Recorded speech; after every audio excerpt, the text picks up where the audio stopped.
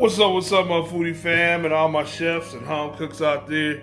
Hey, we got something special for you on the menu today. How y'all been doing? If you're new to my channel, this is Chopping and Grilling with your boy KC. Today we got something special on the menu, some orange chicken. If you notice in my videos, I've been doing, a lot of different Japanese, Asian dishes and stuff like this. So this is one more, dish to add to the recipe, menu for you guys, you know what I'm saying? So let's see how to do orange chicken at home.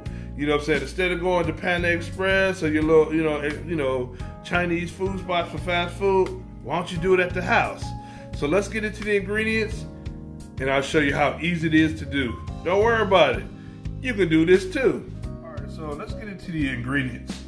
We always got to start with the ingredients first. So we got the tempura batter right here. You can get this from any Chinese store or, any local store. They have tempura batter, but I like this one. So if you want to get a really good fine tempura batter, go by your local Chinese store, Japanese store, Korean store. I always have similar ingredients. Seasoning salt. This is my favorite seasoning salt I use. You know what I'm saying? The orange chicken sauce that we're gonna put on towards the end. And about 2 or 3, depending on what size chicken thighs. So get about 2 or 3 of them like that. If they're big, you might want to just do, about 4. It's about 4 of these because it just depends on how many people that, you're cooking for. So right now we're just doing about 4 boneless chicken thighs. And next we're gonna get into chopping up the chicken thighs. So here, we see we got the chicken thighs. Normally I cut it on this side. What you want to do is cube them up. You know what I'm saying? You don't want to make them too small because when you actually dip it in the batter, you don't want to have them overcooked. So try to cook them, about even, about that small, both sides and stuff like that. And normally go down the middle, chop it up. They ain't got to be so cute about it, but make a nice cube size. Because when you do batter them up, you want enough for everybody. This is a good amount for, 3 or 4 people, in a dish when you're making orange chicken. Make sure you have some gloves, because anytime you're dealing with chicken, you're dealing with salmonella, so you always want to protect yourself, and protect whoever you're cooking for, because you don't want to, be contaminating anybody. So, hopefully you guys like this. Don't forget to leave a comment, if you have any suggestions or like the video, stuff like that.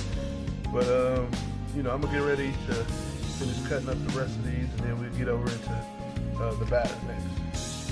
All right, now that we got it all cut up and everything in those small bites, just season it evenly across. You want to season it, and this is really all you need. You could actually use any type of seasoning that you like to season it with. And, because really this is really a real basic, recipe to make. A lot of people make things harder than what they are. You know what I'm saying? Like that. Just jump on in and do it. You know what I'm saying? No matter if it's big or small, whatever like that. Just season it lightly. So like that, you don't want to overly season and stuff like that, but just have enough that you normally, season. The reason why I use chicken thighs because they hold a lot of fat, content. They don't dry out as quick as chicken breast. Some people like using chicken breast, but you can do both. You can actually use either one of the meats, but in this recipe we're going to use chicken thighs. So, right now I'm about to go over to making the tempura batter, and let's go ahead and do that next. So now we're going to make the tempura batter. What you want to do is want to have a half a cup of tempura batter. You want to put in first. So, and it just depends on, like I said, how much you're making. But we're going to, for the amount of chicken that we have, we're just going to do about a half a cup. Next we're going to add in water. You water gradually, because you don't want to put too much in. You know what I'm saying? And mix it in. And you just mix it in little by little. So if it gets too thick, just add a little bit more water in there. So it's about a half a cup, just about water that you want to add in there, to make sure you get that right consistency, with the batter. So what you want to do is make sure you smooth down the lumps and stuff. You can use a whisk. I'm using a fork. You always have a little trusty fork.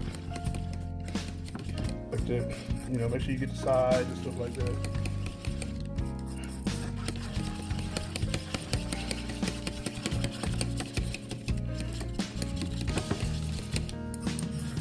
Next, you want to add in your oil. You batter. This is about 2 tablespoons of vegetable oil or whatever oil you would like to do. And stir it in and stuff like that.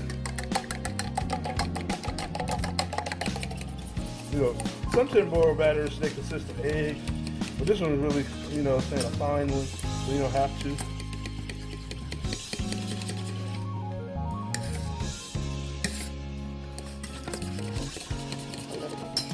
And if you want to add a little bit more, then man, probably thicken it up. So I'm gonna add a little bit more, probably like a little tablespoon more of it. You know, just to have a little thick, you know, consistency on it. So it's coming around. So you know, it's no way to make a mistake with this. So don't be scared about it when you do it. But you do want to have it, you know, kind of like a pancake batter, or like a you know, something like that.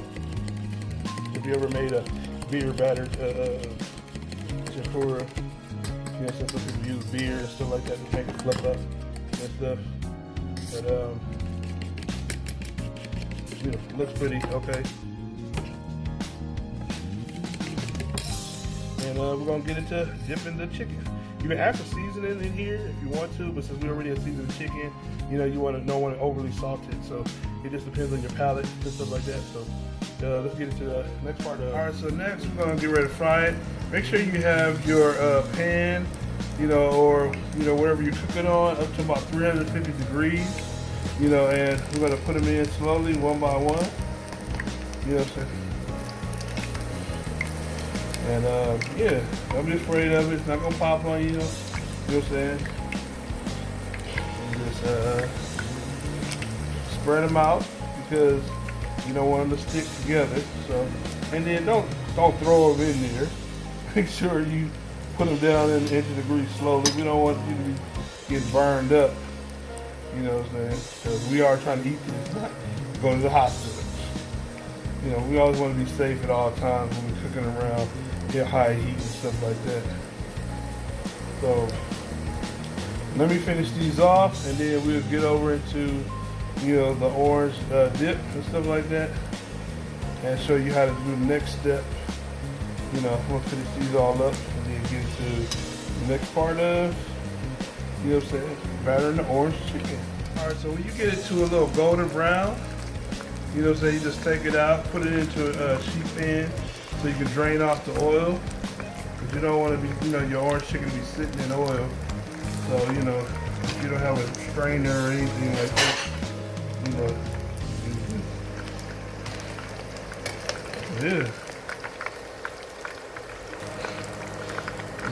drain it off.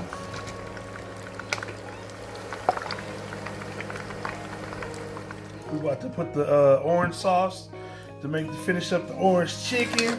So all you gotta do is just put it in. That's why I told you that you don't need that much. You know, those 4 thighs, that's good enough. And we still have more. You know, we still have more. So yeah, we normally get a little bowl and stuff like that. Get the sauce.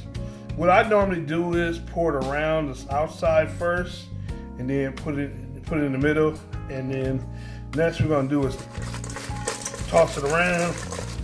You know, toss it so, you know, get evenly coated on all sides. You know, alrighty. Make sure it's fully got on all pieces. Yep. Look at it. Look at all glistening and stuff. Yeah. Now let's plate it up.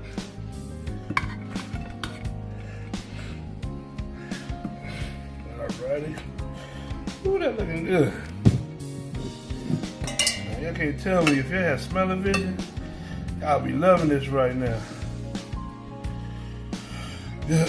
And then you want to top it all off. Make it look all cute and stuff, you know, for the ladies. You know what I'm saying? Add a little sesame seed. If you don't like sesame seed, you don't have to add it on here and stuff like that. And voila. pretty much orange chicken. Now, this is pretty good, simple ingredients, you know what I'm saying? And that's all it is. So hopefully you guys enjoyed the recipe. It's pretty good, pretty simple and easy. It's not hard and stuff like that. And instead of going out to, you know, Panda Express, hey, you can bring Panda Express to you in the house. So thanks for coming through. This is your boy KC from Chopping and Grilling, and see you in the next video.